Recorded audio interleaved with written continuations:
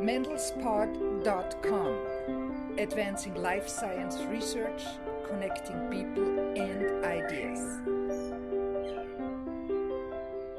Today's show is made possible by SA Depot, the world's largest cloud-based marketplace for research services. With SA Depot, you can easily find the perfect research service provider and manage your project from anywhere in the world. Joseph Jackson is a leader in the open science movement. He organizes the yearly Open Science Summit, and most recently he's a founding member of Startup Science, a new event and business plan competition taking place June 15th and 16th here in Silicon Valley. I've wanted to have you on for a while to talk about your ideas. Thanks for coming on. Thank you for having me, Theron. So first, what's the purpose of the event next week? So Startup Science is a call to action to try to reorient the attention, funding, and talent towards the most important challenges that are currently facing us, as opposed to the Facebook and Instagram social media frenzy that has been escalating to ridiculous heights in recent months. So I, along with a number of other kind of exemplary science startups, decided to put together a new event series to try to build a network of mentors and investors who will really build the infrastructure needed to support the future of science. So there are a lot of existing technology accelerator programs. Y Combinator is probably the most famous one around Silicon Valley. Right, they funded the Instagram you're talking about. Yeah, sure, certainly. So an interesting thing that happened last year, there were a couple of companies that went through Y Combinator that are focused on science as their domain. Science Exchange, one of those, Quartz is another one. And so I got to thinking and talking with some of those founders, so why isn't there something that's really dedicated to science entrepreneurship, and particularly software for science? So that's kind of the motivation behind the new program, and we'll see how it shakes out. So you talk about a revolution in science. What do you mean? All right. So when I'm talking about a revolution, I'm primarily meaning an organizational revolution. And if we look at the history of progress, right, we see these different ways of organizing have been instrumental in leading to these explosive periods of progress, right? So like a punctuated equilibrium. We have been undergoing this transition for the last 15 years or so with the web, that has connected people to a much higher degree than at any point in human history. And that is having all kinds of ripple effects throughout every industry, from the music entertainment sector, which is what prompted me to start thinking about these issues more than a decade ago, and to Wikipedia, and which is kind of trying to make all the world's knowledge available to anyone, and is this I guess it elicits mixed reactions. Some people love it, and others think that it's It's not expert. the rise of the amateur, the mob, sort of mob opinion becomes fact. So when I'm talking about this new scientific revolution, I'm talking about the development of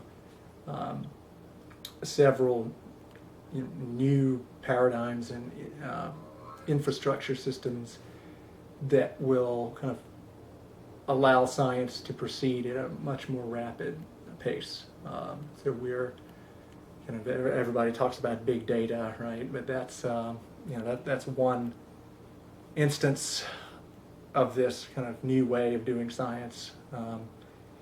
another aspect of this is the changing science communication. The journal industry, the publishing industry is in turmoil. There's been a push towards open access publishing for a little more than 12 years now, but it's just in the last 6 months that things have hit the inflection point. The UK is doing a huge push for this right now at the highest level of the government. And they actually brought on Jimmy Wales from Wikipedia to be their advisor, spokesperson, but they are going to, they've actually had the law in place for a number of years and they're finally going to start enforcing it. So it's looking like that will happen in the next 6 months. So where do you see your role? What's your role in this revolution? So I'm usually scouting out the terrain and kind of identifying the different leaders in each sub category, and Like the big data, open publishing. So I try to keep tabs on everything that's happening, and then try to make some kind of narrative that unites all of it. And largely I spend a lot of time connecting people. So making a story out of it. Yeah, being an evangelist. Trying to construct the narrative to explain what's happening, and how we may speed it up. So you also think that Orthodox economics or economic ideas don't account for the impact of technology. So what do you mean by that? So currently we are sort of stuck in this very strange situation where technology is creating more and more wealth, but at the same time it is eliminating jobs. And this is something that had been pointed out as long ago as the 60s, 1964. There was something written to President Johnson. It's called the Triple Revolution Manifesto, signed by a bunch of futurists and a few Nobel laureates at the time. Linus Pauling, I think, was one of the signatures. And it pointed out by the Triple Revolution they meant nuclear energy and weapons, the civil rights movement. They called that, I think they said it was the Negro question. It's kind of a politically incorrect way of putting it then, but that was the 60s. And the other was cybernation, which was kind of like an early, it was a 60s term referring to, kind of man-machine interface and cybernetics. And so they pointed out that, if we didn't change our economic policies, then we'll end up in this absurd situation, where you've got more and more physical wealth in terms of the ability to manufacture things cheaply and produce stuff that,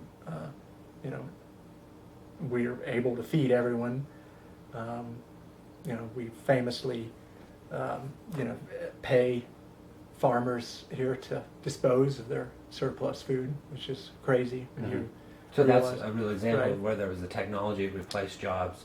Sure. So technology is always, it's been doing that since we started to use tools as, cavemen, right? I mean, that was the whole thing, substituting human labor, using technology to substitute. And instead of figuring a way to, harness that and have distributed abundance for everyone, we've tended to concentrate the benefits in an ever smaller percentage of humanity, right? Which are the owners, the capitalists, right? So G.K. Chesterton was a 18th century economist. He was Catholic. He's a Catholic economist. So he took a lot of inspiration from some of the teachings of the church, and I forget which pope it was, but there's a whole history of kind of economic side to religion. A lot of the stuff from the Bible relates to economic behaviors and sort of guides how you're supposed to treat your neighbor, and et cetera, et cetera. So Chesterton basically he has one quote that says, the problem of capitalism is not too many capitalists, but too few. So that if you only have 1% of the population that are actually shareholders, and everyone else is a wage slave, then you don't actually have a capitalist system. If the premise of capitalism is that you create wealth through having assets that are productive, and the classic example of that is that shares that pay you dividends. And then so there was a push after World War II. There, as a reaction to the Great Depression and the ensuing conflict, a few different thinkers proposed another system they were calling binary economics. The guy that did that was named Louis Kessler, and the only thing from his ideas that actually made it to mainstream economics is the employee stock option ownership. So that was a whole part of his platform. He was advocating for pretty much everyone to be a shareholder in some productive enterprise. And then when you do that, if you had at least 50% of your income that comes from dividends and other assets, then changes the whole dynamic of the labor pool, and you're not having to sell your labor at a disadvantage. That makes it harder for capitalists to sort of have an easy labor pool to kind of exploit, right? So that was part of their. So the technology is a good thing. It's creating wealth. Yeah. But we don't have a way for taking care of the people who get displaced by it. Yeah, because we that's have part of it. Perverse way of creating wealth, or yeah, I mean, what we're doing is through our monetary system as well perpetuates this. It's based on exponential debt and is therefore unsustainable, by definition. And that has tended to just continue to concentrate more and more wealth in the hands of a tiny percentage, and that's not very efficient because then no one has any purchasing power.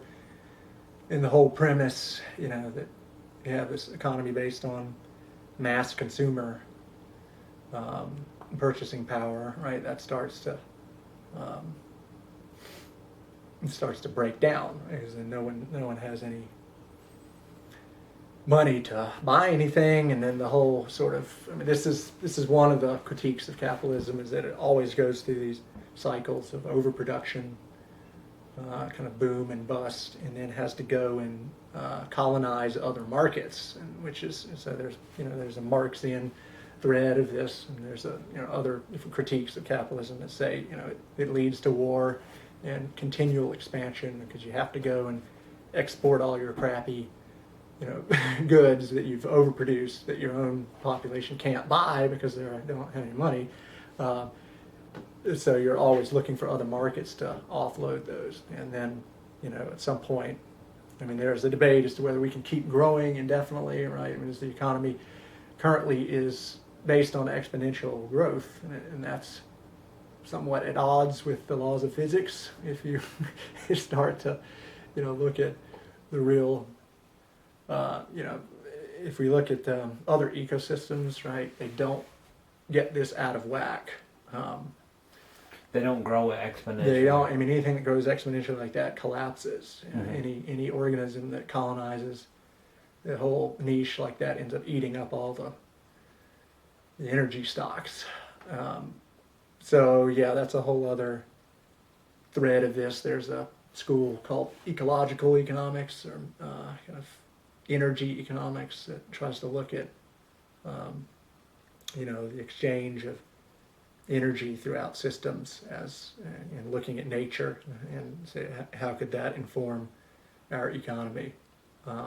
There's a really good book series called the Mars Trilogy. I don't know if you've ever seen that. So Kim Stanley Robinson wrote that. It's a pretty famous series. He actually lives out in UC Davis. But anyway, so that looks at humanity colonizing Mars after Earth is completely overpopulated, and the nation states have broken down and turned into multinats, called multinationals, or these conglomerate sort of mega corporations and political entities that are merged. And so as an escape plan, they financed this mission to Mars to colonize it. And then so the Martians set up this whole constitution, and it's a very interesting sort of political theory debate over how to, on the one hand you have the Red Party, which is wanting to keep Mars pristine and not transform it, not terraform it, and then you have the Greens that are trying to completely remake the surface of Mars, and then they come up with this elaborate constitution and environmental court, which protects the planet's resources, and they kind of lay out this whole economic theory that's based on energy exchanges, and is trying to avoid the failures of Earth, which is collapsing under this strain of massive poverty. And so yeah, it's a really interesting kind of future history, looking at how alternative models. So I think I followed you there. I mean, I think I'm following you in general. But so, I mean, at the current rate, we have to colonize Mars or something to make it work, right? So that's kind of what's said in this book. But then at that point, they do sit down and come up with alternative ways of creating the economy. They create a whole new culture. It's a radically democratized and decentralized system in a lot of ways. Yeah, I mean, it's like Red Mars, Green Mars, Blue Mars. That's the trilogy. Yeah, it's a lot of. So how does technology play in here? I mean, how is technology changing things for our economy in good ways, or how do we need to change the economy or capitalism to deal with it? And what can somebody like you do? Well, okay, so I mean, this is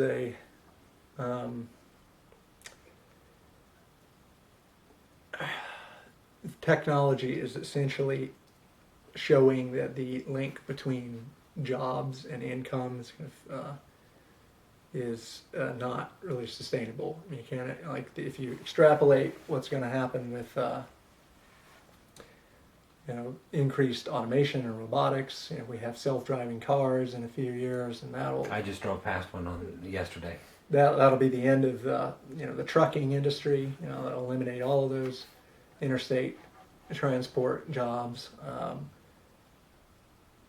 And there's this kind of naive thinking, and some futurists say that we'll always create more jobs, but that's not very plausible. And if you look at the different machines have replaced people in most functions of the economy over history, and I mean, really, that's as it should be. We actually want to kind of let everybody have a permanent vacation. I mean, the whole life of leisure. The life of leisure is what we life used of the to mind. aspire to before this capitalist Protestant Reformation. I mean, Protestant work ethic complex with Max Weber, and there was all this weird sort of stuff that was popularized in the 1800s to kind of legitimize this idea of the work ethic, when they're really, throughout most of history, the classical civilizations, the Greeks, obviously, they had a slave system that allowed them to, you had this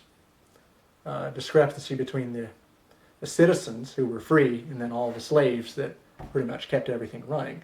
But we actually have the opportunity to do that with robots as our slaves. So you can get the benefits of this, leisure society where everyone has time to be an artist and to debate and be engaged in, civic activities. I mean, it could be a complete reorientation of human activity patterns, and it would be a lot more in keeping with our initial hunter-gatherer days when you only worked for a few hours to gather food and people lounged around in the in the shade and had sex most of the day. I mean, this is I know that was me, my ancestors, definitely. right. So I mean, it's only in very recent history that we had this crazy industrial model where people are expected to go and grind it out at the factory for 14 hours at a time. I mean, that's not. So what's the challenge for us? I mean, there are multiple challenges, right? But is it to get wealth to the average person whose job is being replaced by a machine?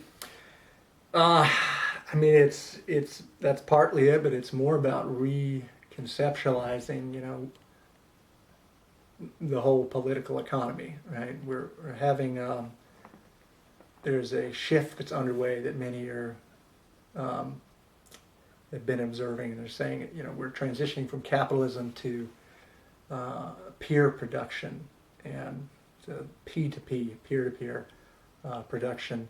This is Michel Bowens is the guy that's been tracking this most prolifically over the years. He started this foundation in 2005. He's got this wiki that has like 90,000 pages in it, and it looks at all the different examples in the economy where social production is starting to outcompete, or we're having a kind of a return to social exchange and social production, which was for a lot of history a predominant mode of meeting our needs and providing goods and services, right? So we can look at couch surfing is kind of maybe one example of this. Couchsurfing.com has maybe more than 7 million people I think have used that since it's been around. I think like 2007 maybe they started it, and so you can get a place to stay anywhere in the world.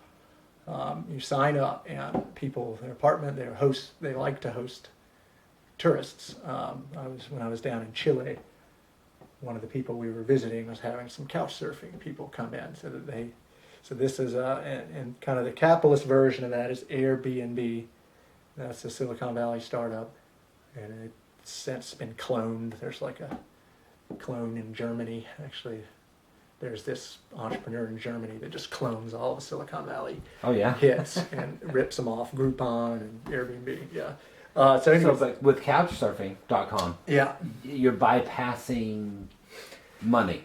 So couchsurfing is, it's one example of this peer-based production where you have excess capacity, you have some asset, right? In this case, it's your couch or your spare bedroom, right? And you say, nobody's using it now, let me put that out there. Craigslist did this as well and destroyed the traditional media advertising model. So it's like, look what happens when you can actually get all this stuff through peer recommendations and you don't need to pay for advertising. I think that's the end game for Google as well. I don't think any of this stuff is sustainable. Like if the technology actually finally gets good enough, I don't see how you can monetize it through advertising because, people are already providing that function of recommending the product to each other free. And ultimately, advertising still depends on selling physical things as well. So if you've got, if you're no longer producing things in the manufacturing economy, it's hard to see how the internet companies that depend on advertising revenue can be valued at these, multi-billion-dollar valuations. They're ultimately parasitic on physical goods. I mean, atoms, at the end of the day, are still what, exchange of atoms, is what really drives the economy, not just bits and information. So that's kind of a weird, tension that I've seen in kind of this late stage capitalism, digital, the whole internet economy is quite bizarre. I have one, theory about this. I said the internet value is neither created nor destroyed. It's like Einstein's conservation of energy, right? I mean, it's like it expands and then collapses. Like you had AOL, in the first wave of the tech bubble in the late 90s, and then we've seen Facebook and Google and all these guys, but the question is, is that actually feeding more people? Is it actually enhancing people's standard of living, right? I mean, what are they really doing? They're kind of, shuffling around information, and they're dependent on their users. We're doing most of the work, and we don't get included in any of the upside. right? I mean, what if you were paid a fraction of a cent every time your behavior on Google improved their search algorithm, right? Well, no, I mean Google expropriates all the value through their advertising thing, and it's not shared with the users who are actually whose behavior in aggregate is powering the system. So that's kind of one critique of kind of this crowdsourcing, crowdsploitation model. This is a favorite topic of yours. In this age of technology, is privacy keeping up? Or what does privacy mean? Yeah, I would say, I think that privacy is a distraction, probably.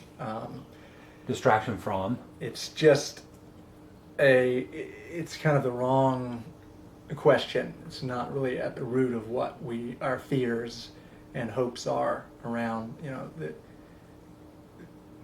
it's about, when you talk about privacy, you usually really are worried about freedom and autonomy. And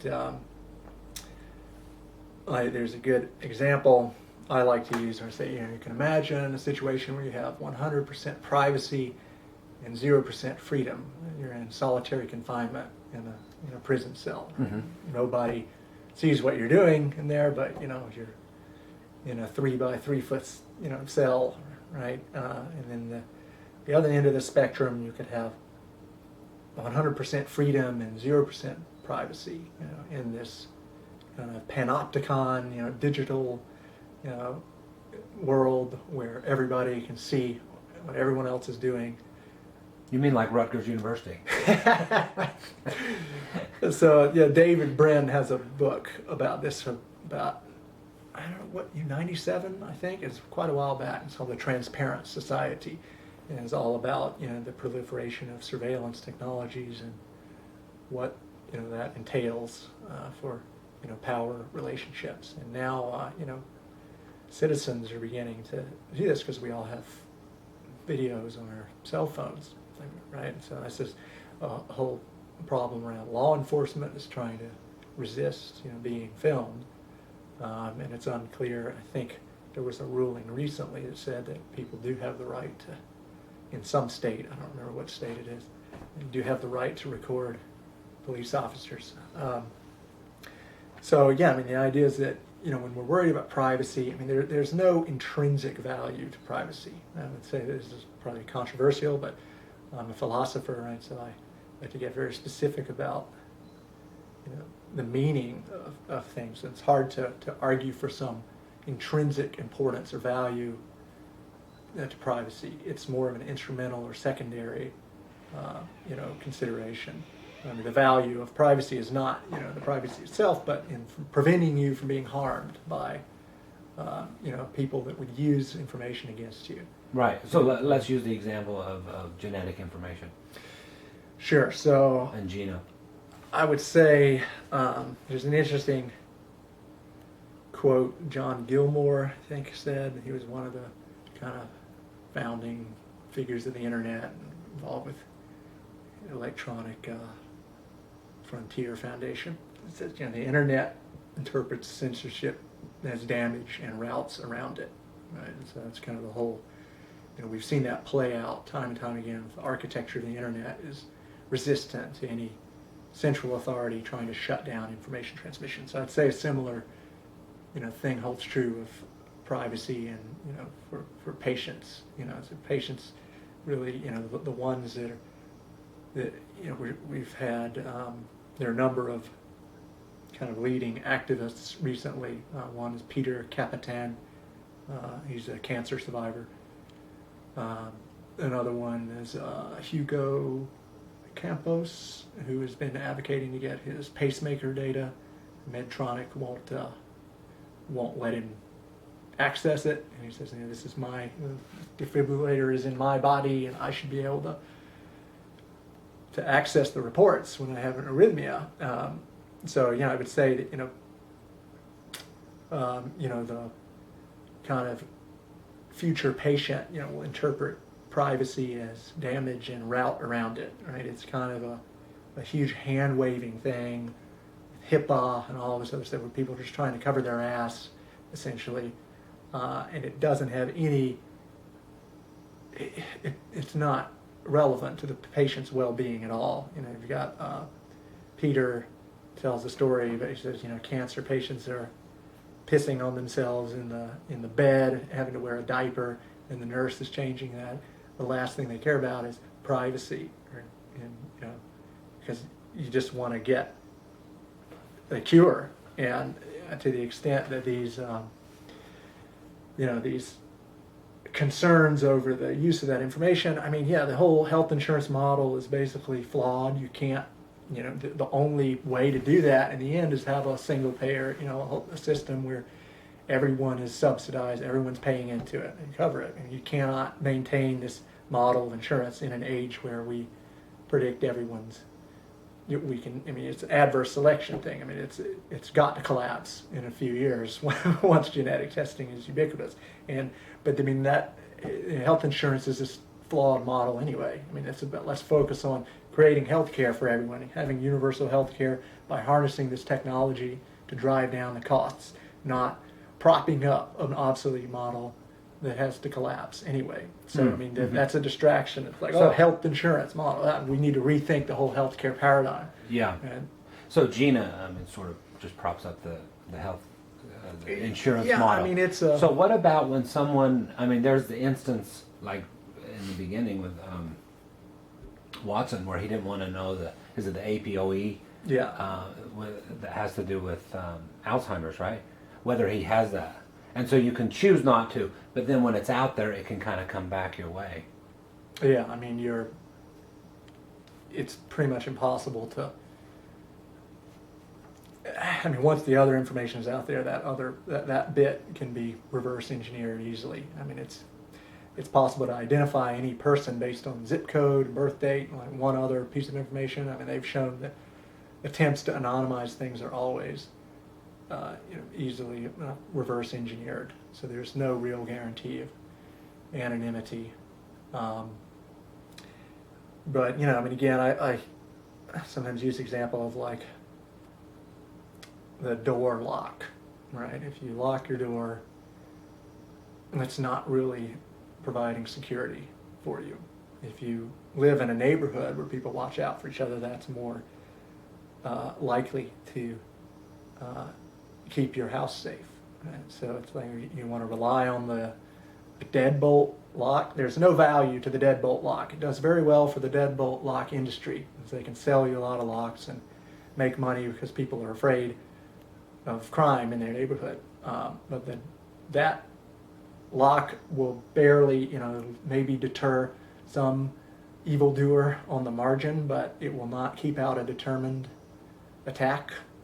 Especially if the government comes to your house with a SWAT team or whatever and bashes down the thing, then you're screwed, right? So this is kind of the whole thing about privacy. It's like privacy is only as, you know, good as long as it lasts. And then if that's your defense, right? If you're relying on keeping it a secret to avoid persecution, whether because of race or sexual orientation or whatever, you know, thing, and you're trying to have privacy as your kind of safeguard against that. As soon as it's breached, then you're screwed, right? So I mean, the only safe, sustainable outcome is having a tolerant, you know, civil society eventually. So I mean, the privacy is kind of a crutch that's you know, preventing us from looking at the deeper issues around tolerance and people learning how to behave and deal with one another in this age of total disclosure where everything is on Facebook and you know, your political views, all this stuff will be known, and you'll you know, there'll be all kinds of interesting discrimination that will happen. You can, you know, refuse to do business with people that support, you know, I mean, I've got some vegan friends that are kind of radical evangelical vegans, you know, and they'll like boycott, you know, things that are not vegan friendly or whatever, right? And so that kind of data is going to be aggregated. Facebook is already figuring out what we like and don't like. and that is, the future. And there's nothing to worry about in that. Oh, I mean, there is, but I think that privacy is not the way to. It's a futile thing to try to, put the finger in the dike or whatever. The flood is coming. It's more, we're going to have to actually reconfigure our society, and that ties again with some of the economic stuff that I talked about. We're going to have this other kind of infrastructure and support system for people, so they're not, and then you're not worried about getting fired for your beliefs or in this future thing, because we've got a different kind of economy where you're able to be self-sustainable, or plug into a community that can be a source of support and resilience. So yeah, I think privacy is just, it's this very kind of pretty recent construct in a lot of ways. Our modern notions of privacy date to kind of a Victorian age, tied up with some of their neuroticism that actually, if you think back towards the hunter-gatherer days, and people were having sex in the tent, or in the cave or whatever next to each other, it was nudity and all that stuff was kind of this is a modern thing where everyone is suddenly obsessed about my privacy, right? And we've already seen most public figures have no privacy anymore. Every celebrity, you see everything about them, right? Yeah, and so that's just the John Edwards trial. I think we know everything now. Yeah, and it's incredible to see these people just get away with, what horrible human beings many of these celebrities and people are, and they still get rewarded and manage to get into positions of power. But So you called yourself a philosopher. Yeah. So when did you start having ideas you were going to be a philosopher, or thinking of the future? Let's go back in your kind of journey. Well, I've always been interested in far out stuff, but back in grade school you were reading science fiction, or kind of science fiction, fantasy fanatic. Ever since I was little, I guess, I was always thinking about, fascinated by technology and the capability to sort of extend human capacity, to become more than human, be superhuman. So you're a transhumanist. Yeah, I am. I've discovered transhumanism back in college. I had always been interested in these things, but I didn't know that there were other people out there and that they called it transhumanism. And then I saw this, and I was like, oh, well, I guess that's what I am, even though it's a horrible, bizarre name. But there's no point in trying to rebrand it. I mean, I don't know, the organization tried to rebrand itself, call itself H+, Humanity Plus. I think it sounds like a futuristic hemorrhoids treatment or something. Not a very successful rebranding thing. But we need new names, PR names for a lot of things. I mean, the thing is that radical ideas are not really any more palatable when you brand them in this less threatening thing. I don't really see why the advocates of artificial intelligence and cryonics and all these things try to appease people, because you're not gonna, it's not gonna work, and it doesn't matter, if you're right. It doesn't matter if people agree with you; they'll eventually will once this comes to pass, because that's, if your hypothesis about reality is correct, it's like a scientific hypothesis, right? Doesn't matter who agrees with you initially. So you're a big advocate or fan or believer in the longevity movement. I mean, there again, we maybe don't have the right word, but living much longer than we do now. Yes, I believe that it is both desirable and feasible, attainable to eliminate aging within the next 50 years or so. And that means?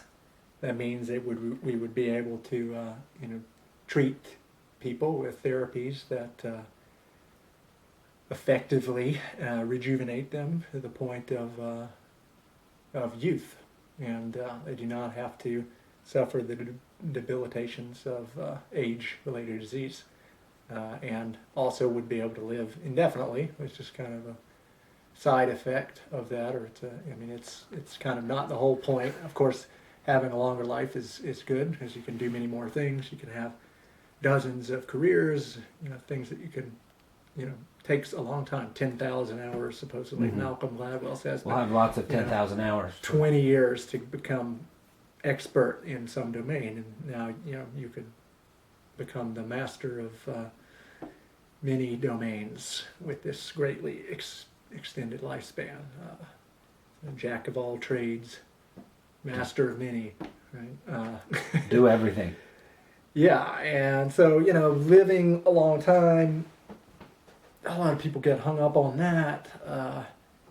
We can, even if we were just able to live to be 80, but in the shape, of your 20s, that would be a great accomplishment. But then, of course, why would you stop at 80, right? So Mm-hmm. it's always, ask the person when they're 99 if they, want to be 100 and see what they say, right? People say stuff like, "Oh, I would never want to be that old," right? And then when you actually ask them once they're there, are they ready to die? So have you thought about some of the issues that come up here when we're living indefinitely? People are choosing when they want to die? Yeah, I guess voluntary death would be the main way of checking out. Yeah, once you can eliminate accidents and stuff. It will change certain things. I guess marriage would probably be, that's kind of obsolete anyway, but it would become further, strained. You'd have to have a sunset clause or something in there. That does push monogamy to a new level. Yeah, so death do us part. You couldn't rely on that anymore. So, you'd want to adjust that. People will stop having children. So often, probably, that's already happening. The wealthier a nation gets, the lower the birth rate.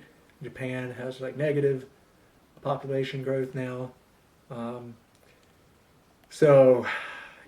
again, it's all part of the whole rest of the economy has to change as well, right? It's not like people just we just have life extension and then everything else is static. We're going to have all of this other social change.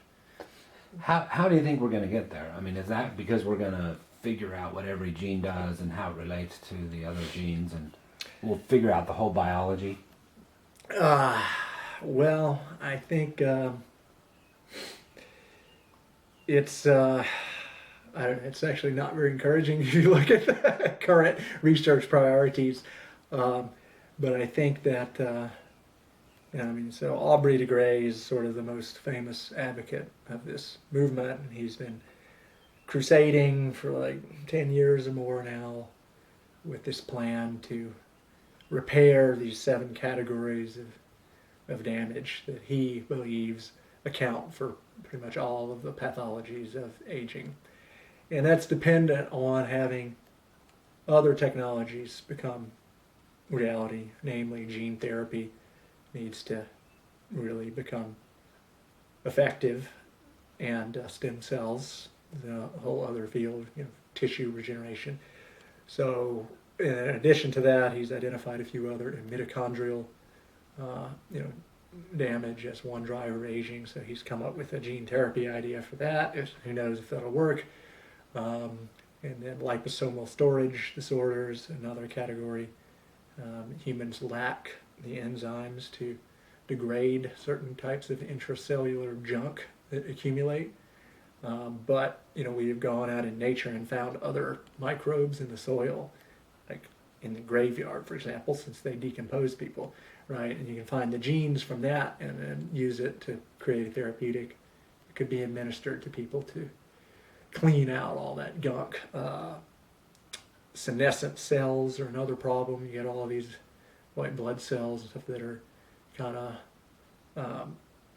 like most of us have Epstein-Barr virus, cytomegalovirus, CMV, and we're chronically infected with that for decades and decades. And it, so the older you get, the less efficient your immune system is, because you're churning out all kinds of B cells that are specialized to keep suppressing the CMV and the Epstein-Barr, so it's usually subclinical. But by the time you're in your 80s and stuff, that starts to affect your immune function. So if we can go in and wipe out those persistent, viruses with antiviral therapy, and then also program, death of the cells that have been, that are no longer needed to do that, then you can kind of clean out make your white blood cells more efficient. I mean, there's all these different strategies that will have to be employed, and I don't think it's going to be easy, but if we set our minds to it and have a real push, I think maybe China will end up taking the lead with this, because they will see that it's in their interest strategically. But I don't know. We'll see. It's going to be an interesting few decades, but timing definitely matters. So when you wake up in the morning, what do you, in anticipation of your day of leisure, what are you thinking? I don't know. I'm usually, I'm usually pissed off about something or other. you use that little bit of anger to drive you on. Yeah, unfortunately, I'm a perfectionist and stuff, and I just see all these horribly suboptimal behaviors and institutions pretty much in every aspect of human activity. So that's what drives you. You're noticing it here, there, the neighbor. Yeah, I can't believe how TV. badly everything works. I'm amazed that we get through each day, given how screwed up things are. It seems like we almost are on the verge of collapse, and yet somehow we're holding it together, I guess, on the edge of chaos, right? Was there a book that's influenced you most?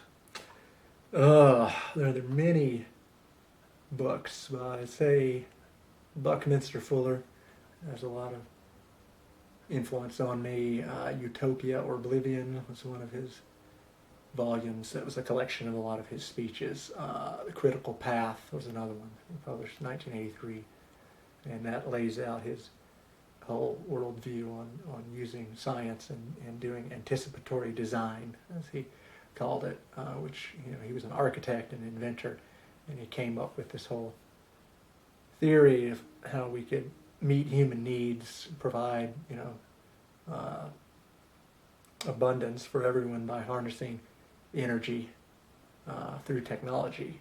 He says all the nature is already doing all the work in the form of solar energy. It's from free energy from the sun, and humanity's success has been a progression of always learning how to do more with less, which is what technology allows you to do, to leverage things. And literally, it started when he always talked about when man first figured out how to lift a boulder with a log and with a lever. He would use physics to allow him to lift something a lot more than his own weight by leveraging it. And so he talked about a lot of this stuff, anticipated Khan Academy and all the online education stuff back in the 50s.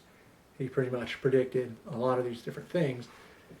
But he was not convinced we were going to make it. He said we were probably going to destroy ourselves as well, since we're able to kill more people with less effort than ever before.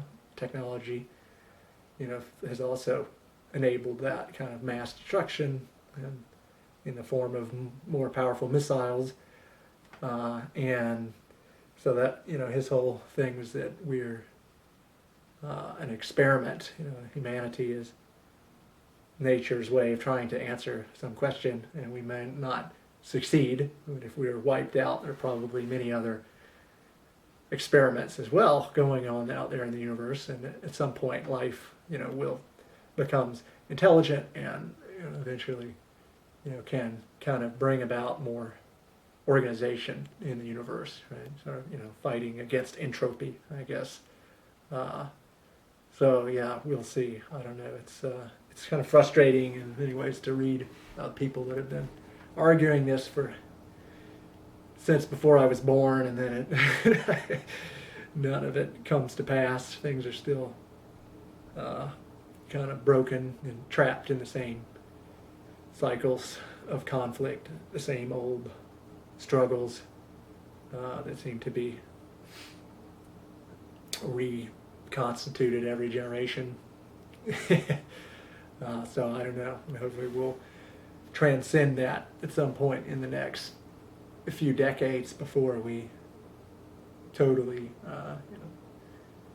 have the ability to destroy everything, which is, that's a side effect of technology. It brings super empowerment for individuals. So small groups can inflict more damage than ever before. There's this guy named John Robb who also blogs about a lot of this future of warfare, open source insurgencies. And he says that in the future it will be possible for one man to declare war on the world and win. So that's kind of a frightening end point. So you're one man sort of standing up against that. Thank you very much. Thanks for coming on the program, sharing your ideas. Joseph Jackson, he's a founder of Startup Science, an event that's taking place next week, June 15th and 16th. Thanks. Thank you. Today's show is made possible by SA Depot, the world's largest cloud-based marketplace for research services. With SA Depot, you can easily find the perfect research service provider and manage your project from anywhere in the world.